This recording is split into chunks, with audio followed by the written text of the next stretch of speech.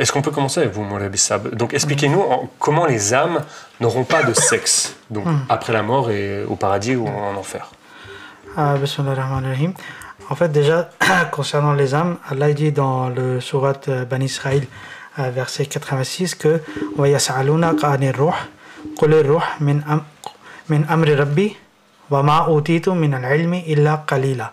C'est-à-dire, et il t'interroge sur l'âme. Dit, l'âme a été créée par le commandement de mon Seigneur et il ne vous a été accordé que peu de savoir là-dessus. Donc, en prenant cette chose comme base, si on regarde, nulle part dans le Coran, Allah dit que l'âme, elle a une sexe. Donc maintenant, c'est à cette personne-là ou les autres qui proclament que l'âme, ils ont de différents sexes, de le prouver à travers le Saint-Coran ou d'autres choses concrètes, que voilà ce qu'ils disent est vraiment est la réalité. Puis, deuxièmement, si on regarde les choses dont il parle, que toutes les choses dont on lit dans ce verset, que des tapis doublés brocart, voilà, des qu'on fruits, aura dans le paradis, etc. Il y a la parole ou du Saint-Prophète sallallahu alayhi wa sallam, ou c'était dans le Saint-Coran, j'ai pas le truc exact, mais dans lequel le résumé c'est que personne ne peut savoir ou n'a jamais vu, ou aucun cœur n'a jamais pensé ou ne peut même imaginer ce qu'il aura dans le paradis. C'est-à-dire, c'est des choses qu'on n'a jamais vues. Et lorsqu'on n'a jamais vu, on peut vous le décrire qu'à travers des choses qu'on a vues. Vous comprenez? Des métaphores. Voilà, des métaphores. Ouais. On dit ça va ressembler à ça. Ça va ressembler à ça, mais ça ne va pas être obligatoirement ça. Monsieur Omar, est-ce qu'on peut répondre à la deuxième question qui dit en quoi c'est métaphorique? Tout ce dont il parle, donc les fruits, les brocards, même les houris. Comment est-ce qu'on peut comprendre ça de manière... Déjà, la première chose, c'est l'interprétation. C'est vraiment une interprétation, c'est pas une traduction qu'il a faite. C'est une interprétation qui jure avec le style coranique. Parce que le style coranique, c'est un style poétique, où il y a beaucoup d'allusions, beaucoup d'images, beaucoup de métaphores, c'est évocateur. Donc alors que là, la traduction, elle est orientée. Là, on est en train de traduire avec la pensée de la personne, qui là parle de jeunes filles déflorées, alors que le terme n'est pas employé dans le Saint-Coran. Même les compagnes ne seront pas... Le terme compagne ou épouse n'est pas utilisé dans le verset qu'il cite. C'est quoi le terme? Le terme c'est seulement, on fait allusion à des personnes qui auront le regard chaste et qui seront pures. Donc c'est tout le champ lexical de la pureté, de l'innocence. Alors que la personne qui a fait une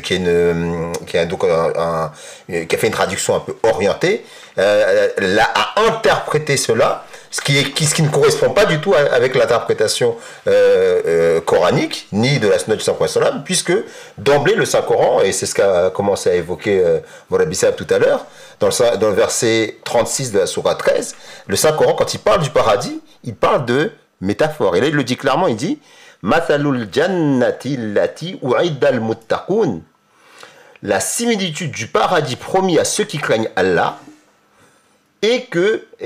Là, je lis juste cette partie du verset qui parle bien de la similitude. Donc, on parle d'une similitude. Alors que la personne, d'emblée, elle est en train de dire, voilà, le paradis, c'est ça. Et le saint prophète, sallallahu alayhi wa sallam, va plus loin puisqu'il précise, dans un hadith qui est aussi connu, contenu dans Sahih al-Bukhari, dans Sahih Muslim, dans Muttafaqun alayhi, comme on dit en arabe, le messager d'Allah, sallallahu alayhi wa sallam, dit, Allah exalté soit-il, a dit, j'ai préparé pour mes serviteurs pieux ce que nul œil n'a vu, nulle oreille n'a entendu, et ce qui n'a jamais traversé le cœur d'un être humain. Donc comment vous pouvez maintenant, à la lumière justement de cette description du paradis, qui est donc impossible de concevoir, attribuer des choses qu'on vit ici? Et encore une fois, le style coranique ne va pas du tout dans le sens qui est expliqué, qui est donné par la traduction qui a été faite par ce commentaire. On voit bien que c'est un commentaire qui est fait pour dénigrer et au pire dénigrer, au mieux c'est de l'ignorance. Parce que le saint prophète sallallahu alayhi wa sallam et le saint Coran vont dans le sens que ce qu'il se passe dans l'au-delà et ne peut être que imagé. Ne peut être qu'une estimation. On ne peut pas le concevoir littéralement. Je voudrais juste ajouter une chose intéressante. Chaque fois qu'on parle de ça, on parle des hommes qui envoient des ours. Mais de l'autre côté, pourquoi on ne parle jamais des femmes? Est-ce que les femmes elles vont aimer que lorsqu'il y a 60 femmes qui viennent vers eux? Donc, en fait, pour dire qu'on imagine toutes les choses d'un côté, comment on peut dire, matériel. Matérialiste, ouais, tout à fait. Et Matérialiste. mais il me semble que le mot d'ailleurs, il n'est pas orienté, il n'est pas masculin ou féminin. Si Non, en fait, c'est le terme qui est employé dans d'autres versets coraniques. Parce que là pour le coup, il n'y a ni le terme azwaj, ni le terme huri qui est employé dans ce verset coranique. C'est une évocation. Et le terme azwaj en arabe n'est ni masculin ni féminin. C'est partenaire. C'est partenaire. Et c'est selon le contexte, voilà, selon le contexte, c'est féminin ou masculin. Et donc il y a au paradis, toutes les normes et tout ce qu'on connaît d'ici-bas n'aura plus lieu d'être. Et d'ailleurs, la manière dont il traduit le verset coranique et l'orientation qu'il prend, c'est comme si vous avez un homme qui se retrouve dans un espèce de bordel. Chose que certains, malheureusement, soi-disant savants religieux, décrivent du paradis. Alors que là, ce verset-là, il fait allusion justement au fait qu'au paradis, il y aura non seulement des hommes, mais aussi des femmes. Et ce sont les femmes de ces croyants purs qui retrouveront leurs femmes croyantes pures. Et le Saint-Coran est rempli de versets qui parlent de la récompense et des hommes et des femmes. Donc c'est vraiment, encore une fois, une compréhension erronée que peuvent avoir des non-musulmans à cause de nos soi-disant savants religieux qui ont une compréhension pour le moins problématique et là c'est un euphémisme des concepts comme le paradis et l'enfer en islam. Mais justement, et là on passe sur la dernière question de cette personne. Il dit, expliquez-nous en quoi il ne s'agit pas d'une promesse de plaisir charnel. Parce que on est d'accord dans la pensée islamique, on doit maîtriser nos désirs, nos émotions. Et ce que cette personne apparemment dépeint comme le paradis, c'est un lieu où justement ces plaisirs charnels sont quasiment illimités. Donc c'est c'est pas incohérent. C'est contradictoire parce que les versets coraniques sont remplis d'allusions au fait que la vie d'ici-bas n'est que jouissance trompeuse. La vie d'ici-bas n'est qu'une jouissance éphémère, temporaire, ça ne dure pas. Ce n'est pas la vraie vie. Il y a même un verset que j'aime bien qui est vraiment tellement beau qui dit Hiyal Hayawan. Hiyal Hayawan. Il parle de la vie, de l'au-delà. Ça c'est la vraie vie. Et il dit que ce que les non-croyants et les croyants ont sur cette terre, les croyants et les non-croyants l'ont en commun. Mais ce que vont avoir les croyants dans l'au-delà, il n'y a que les croyants qui l'auront. Donc là, on parle d'autre chose.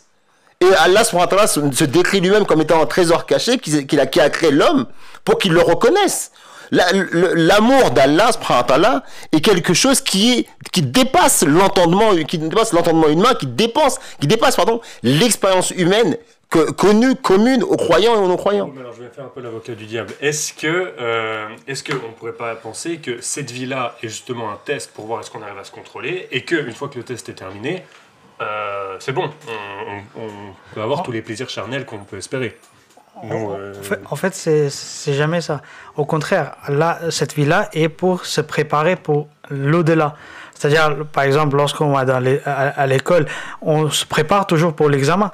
C'est pas qu'une fois que l'examen est passé, on oublie tout et après on peut faire du n'importe quoi.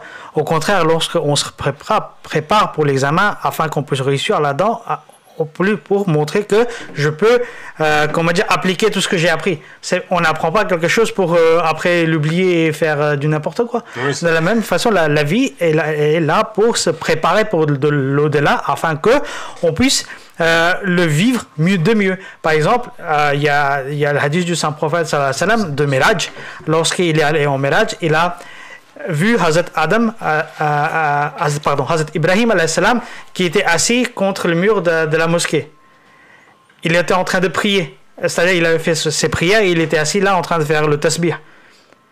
Pour dire que les prières, les 5 prières qu'on fait ici, c'est pas qu'on le fera ici et dans l'au-delà, il n'y aura pas de prière à faire. Au contraire, c'est pour nous préparer à aimer à adorer Allah, à aimer de faire les prières.